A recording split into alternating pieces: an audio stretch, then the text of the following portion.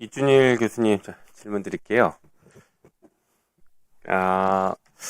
사법부 독립이 사실은 사법부 독립이라는 그 자체가 목적은 아니지 않습니까? 헌법이 추구하는 여러 가지 가치가 있는데 사실 사법의 독립성은 이제 법치주의라고 하는 관점에서 이해할 수 있는 내용이고, 헌법의 기본 가치는 법치주의 이외에도 민주주의나 뭐 기타 또 중요한 원리들이 있기 때문에 사법의 독립성을 포함한 법치주의가 항상 우선돼야 되는 가치는 아니라고 생각합니다. 그렇죠. 게다가 모든 국가 권력이 존재하고 작동하는 목적은 국민의 기본권을 보호하고 보장하기 위한 것 아닙니까? 맞습니다. 네. 다시 말해서 사법부의 독립도 국민의 기본권을 보호하기 위한 수단인 것이지 사법부 독립 자체가 목적은 아닌 것 같은데 동의하시죠? 맞습니다. 사법부는 뭐 당연히 헌법이 보장하는 재판을 받을 권리, 정확히 말하면 공정한 재판을 받을 권리를 보장하는 한도 내에서의 사법부의 독립성을 인정할 수 있다고 생각합니다. 맞습니다. 그런데 사법부가 재판이란 이름으로 기본권을 보호하지 않고 기본권을 오히려 침해했다라고 하면 그것은 사법부 독립의 대상이라기보다는 당연히 진상조사하고 기본권 침해에 대해서 확인하고 거기에 따른 법적 조치가 필요한 그런 사안으로 변환되는 것 같은데 어떻습니까? 모든 기본권은 모든 국가 권력을 구속하는 가치이기 때문에 기본적으로 저는 헌법소원 제도 안에서 충분히 해결될 수 있는 문제인데, 아직 헌법재판소법에서 법원의 재판을 헌법소원의 대상에서 배제함으로써 기본권을 침해하는 재판에 대한 국민 권리 구제의 방법이 없는 것에 대해서 늘 좀 안타깝게 생각하고 있었습니다. 네. 그리고 요번에 그 과정에서 좀 충격적인 얘기를, 저는 개인적으로 굉장히 충격적인 얘기를 들었는데, 대법원에서 대법관들이 기록을 안 보고 재판했다. 기록 다 안 봐도 된다. 이걸 되게 당당하게 얘기하더라고요. 거기에 대해서 어떻게 보십니까? 재판은 뭐 당연히 사실관계에 기초하고 정확한 법률 적용이 있어야 되는데, 정확한 사실관계에 대한 이해나 법률 문제 쟁점에 대한 이해 없이 판단을 한다라고 하는 것은, 그것은 그거는 법관의 판단이 아니라 사실상 무속인의 판단에 가깝다, 이렇게 판단해도 괜찮을 것 같습니다. 그렇죠. 그래서 저는 이게 도저히 있을 수 없는 일이다. 법치국가를 우리가 강조하면서 그리고 사법부의 독립을 얘기하면서 그것을 국민의 기본권을 지키라고 우리가 요구하면서 다 좋은데 기록을 안 보고 재판을 해도 괜찮다라는 걸 용인하는 것은 그 전제 자체를 다 무너뜨리는 것이고 민주주의를 무너뜨리고 상권분립 자체를 형이화시켜버리는 매우 심각한 사안이라고 보고 있습니다. 헌법이 규정하는 103조의 규정도 법관의 양심은 헌법과 법률에 당연히 구속이 되고 그 그렇죠. 적용되는 사실관계를 토대로 하는 것이지, 사법부의 독립성이 완전 무전제 위에서 출발하는 것은 헌법이 예정한 독립성이 아니라고 생각합니다. 맞습니다. 그래서 기록이라도 볼 수 있게 부족한 대법관 증언해야 되는 것 아니냐라고 저희가 오늘 논의를 했던 것입니다.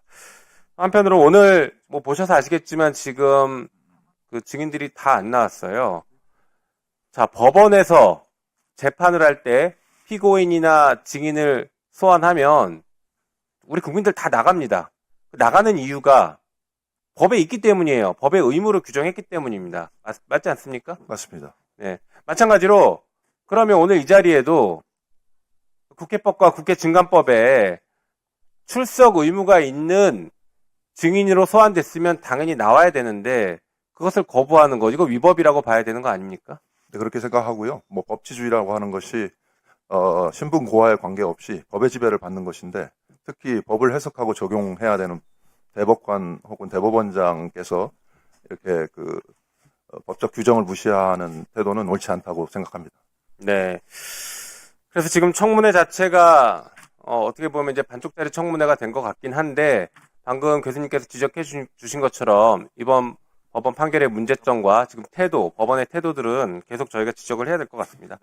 그거 말고도 사실 제가 어제 발의한 법이긴 한데, 이 사법개혁과 사법 신뢰를 위해서 법대를 낮추는 것, 그러니까 판사들이 재판하는 법대를 국민의 눈높이로 낮춰서 동등하게 대등한 자리에 앉아서 재판을 하는 것이 필요하다고 저는 보고 있습니다. 이 권위주의 산물이고 법대를 위에 높이다 보니까 주권자인 국민을 아래로 내려다보면서 재판을 받는 존재로만 인식하고 있는 것 아닐까 싶어서 이런 법을 냈는데, 여기에 대해서 혹시 입장이 있으신가요? 법의 권위 혹은 법관의 권위라고 하는 것은 그런 설득력 있는 판결로부터 나오는 것이지 법관의 네. 자리, 위치, 물리적 공간 거기에서 나오는 것은 아니라고 저도 동의하는 내용입니다. 네. 그리고 우리 그 이성민 위원장님, 이번에 보니까 대법원에서 기록 복사를 제대로 하지 않은 것 같습니다. 사실 기록이라는 게 이제 공판 기록이 있고 법원에서 만드는 공판 기록이라는 게 있고 그다음에 검찰에서 만들어서 증거를 제출하는 증거 기록이 있지 않습니까? 형사 사건은 이 공판 기록은 전자문서화를 시켰을 것 같긴 한데 이 증거 기록은 아직 전자문서화 시키는 시스템이 안 돼 있지 않습니까? 그리고 대법원 기록 그 양이 많기 때문에 그걸 다 전자한다는 건 불가능합니다. 그렇죠. 예. 그래서 대법관들이 이 문서를 다 기록을 다 받아봤다. 그리고 다 검토했다라고 하는 것은 9일 만에 한다는 것은 불가능하지 않습니까? 제가 대법원에서 제가 법원공무원 생활을 20년께 했는데요. 대법원에서 이 민사 행사제법에서 일은 해보지 않아서 지인들을 통해서 좀 내용을 물어봤습니다. 기본 이 행사사건이니까 행사사건 기본은 원본 기록을 보는 게 원칙이에요. 원본 기록을 보는 게 원칙이고 이게 원본 기록을 보는 게 원칙이고 단지 과에서 해주는 거는 판결이라든지 상교 이유서 같은 경우는 출력을 해줘요. 그리고 내용이 원체 방대하기 때문에 현실적으로 이것을 기록을 다 출력해서 준다는 것도 불가능합니다. 그리고 아까도 그 이야기가 논쟁에 좀 쟁점이 되던데요. 전자했다 칩시다. 저도 경매업무를 해봤지만은 이 전자 시스템으로 넘기는 것 자체가 눈에 잘 안 들어옵니다. 그리고 기록이라는 거 넘기다 보면 앞에 걸 다시 상기시켜야 될 필요성도 있어요. 그러면은 이거 화면을 다시 뒤로 앞으로 돌려요. 그래서 기본적으로 중요한 부분들은 담당자들이 출력을 합니다. 출력을 해서 부전지를 붙여가면서 봐요. 이 많은 페이지를 읽으면서 모두 다 기억에 저장하고 전체적으로 종합적으로 판단할 수 있단 말입니까? 불가능합니다.